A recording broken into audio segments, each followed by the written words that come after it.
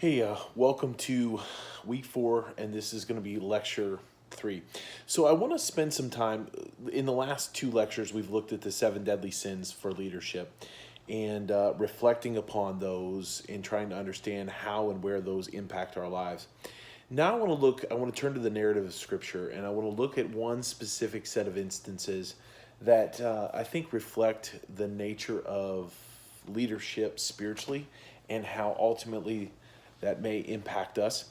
And it's going to be maybe an untraditional look at the leadership of King David and King Solomon. And here's the reason why. Because I tend to think when we think of David and Solomon, we sort of note their mistakes and their missteps, but we don't always, I think, really understand the impact of their breaches of character or the ways in which their breaches of character forced the editors and redactors of Scripture to have to tell their story. And I think we do well by attending more deeply, more intentionally to the stories themselves to pick up maybe clues and tools to help us better understand how we can avoid some of the very same mistakes that they made. King David, of course, is the famed king of Israel, of the United Kingdom, that reigned and was considered a man after God's own heart. We recognize that he was an incredible warrior, was chased down by Saul much of his young adult life prior to becoming king. We know him as the one who slayed Goliath. We know that he had this intimate relationship with God, and yet we also know him as one who slept with Bathsheba, who had her husband killed. We also know him as the one who fails to really acknowledge or deal with his daughter's rape by one of his sons, and so his story is complicated, to say the least. But I want to specifically deal with the instances of his transfer of power from himself to Solomon. And I want to see maybe how as the apple falls from the tree and rolls, it continues to perpetuate some of the same seeds in David's life, into Solomon's life, and then ultimately into Rehoboam's life. So in David's story, we see a transfer of power getting ready to happen as David prepares for death. And we also know that Solomon's rise to power was driven by Bathsheba's vulnerability and her willingness to sort of dupe or deceive David into making decisions for the kingdom in his compromised state to ensure that that Solomon was placed in leadership instead of Adonijah. But I want to look at specifically a little bit of a speech that David gives to Solomon prior to his assuming of power, or as he's assuming power. David says, "So be strong, act like a man, and observe what the Lord your God requires. Walk in obedience to him and keep his decrees and commands, his laws and his regulations, as written in the law of Moses. Do this so that you may prosper in all that you do, wherever you go, and that the Lord may keep his promise to me. If your descendants watch how they live, and they walk faithfully before me with all their heart and soul, you'll never fail to have a successor on the throne of Israel." That is in chapter 2 of 1 Kings, in verses 2 through 4. And that's a pretty profound set of directions given to Solomon from David, who he's trying to coach into what this leadership thing is going to look like. But then something else happens that I think if we're not careful we'll miss, or we'll gloss over, or we'll only pull out the part of the speech that we like. Then he goes on to give Solomon a set of instructions. "Now you yourself know what Joab, son of Zeruiah, did to me, what he did to 2 commanders of Israel's armies, Abner, son of Ner, and Amasa, son of Jether. He killed them, shedding their blood in peacetime as in battle, and with the blood he stained the belt around his waist and the sandals on his feet. Deal with him according to your wisdom, but do not let his gray head go down to the grave in peace. But show kindness to the sons of Barzillai, of Gilead, and let them be among those who eat at your table. They stood by me, and when I fled from your brother Absalom, and remember you have with you Shimei son of Gera, the Benjamite from Bahurim, who called down a bitter curse on me that day when I went to Mahanaim.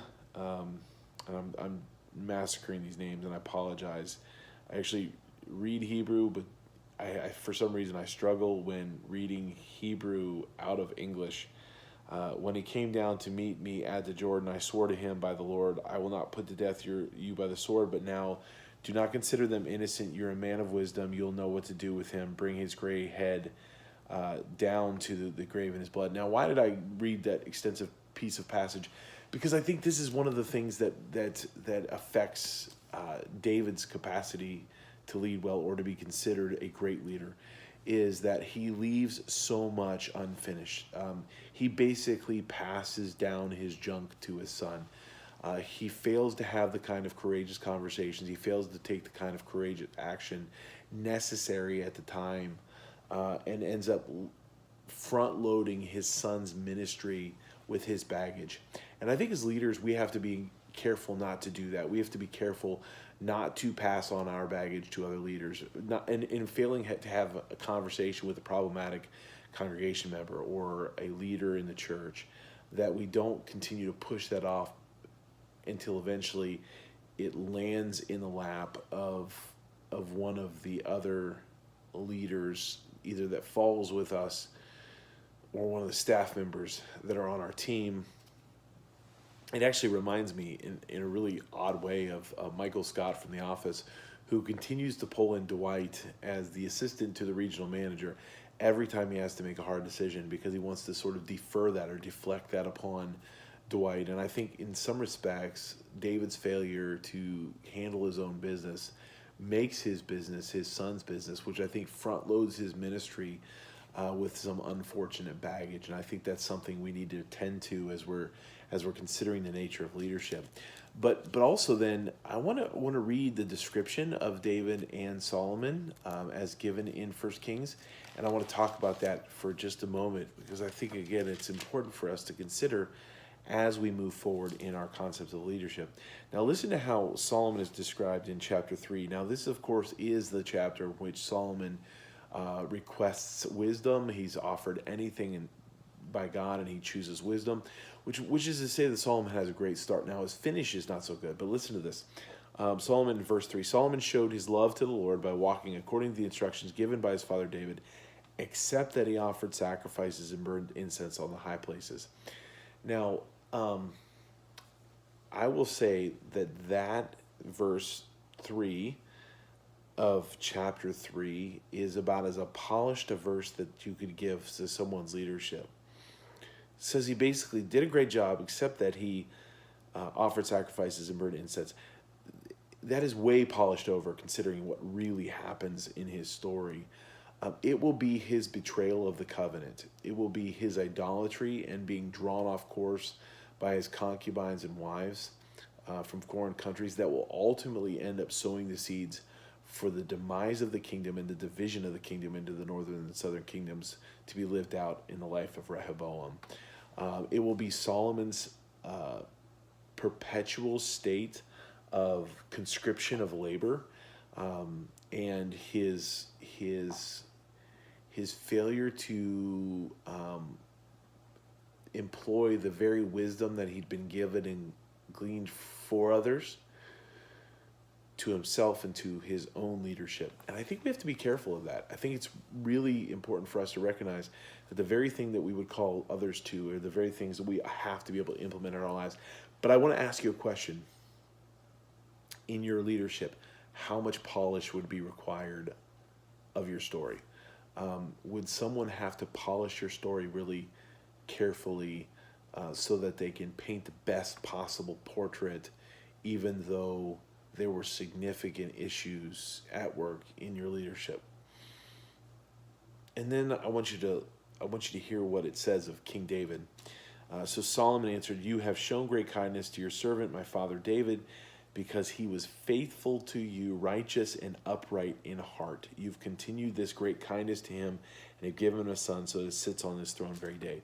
I think it's very interesting even how Solomon describes his dad. Now, again, I'm not one to want to run someone's legacy into the dirt, although I do have some issue with this idea of how eager we are to try to protect legacy to the point of it becoming untruthful.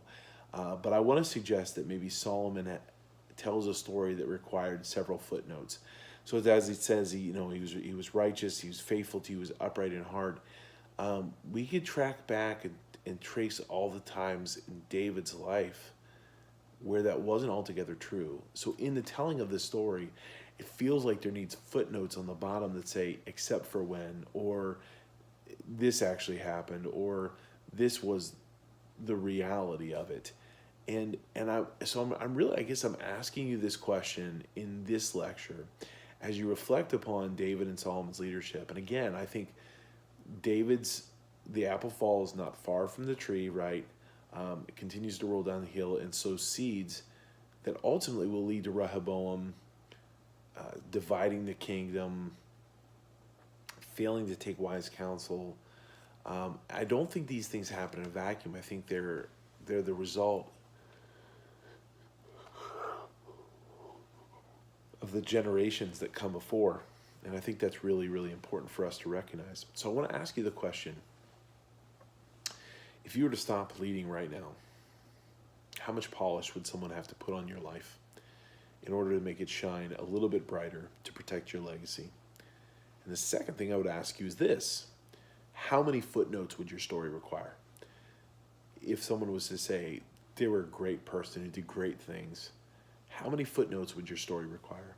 How many except that's, or almosts, or if he had only? Because I think as we're leaning into living into our longevity and really living out a faithful story for God, a faithful leadership story, I think it's important that we have to guard our integrity, that we have to do the best we can with what we have. Not, again, every story is going to require a few footnotes. And I guess what I'm asking you is how many of those footnotes will your story require, and how significant of your story will those footnotes require? And I think that's really important for us to consider in light of leaning into our imposter and coming to terms with our true self, and so our true authentic self. And so I want to stop there. I've given you quite a bit to chew on: the 7 deadly sins, reflecting upon King David and King Solomon, and I want you to just reflect upon that in your own life, evaluating your own journey thus far in leadership and the impact that what I've shared might have on the way in which you understand your leadership.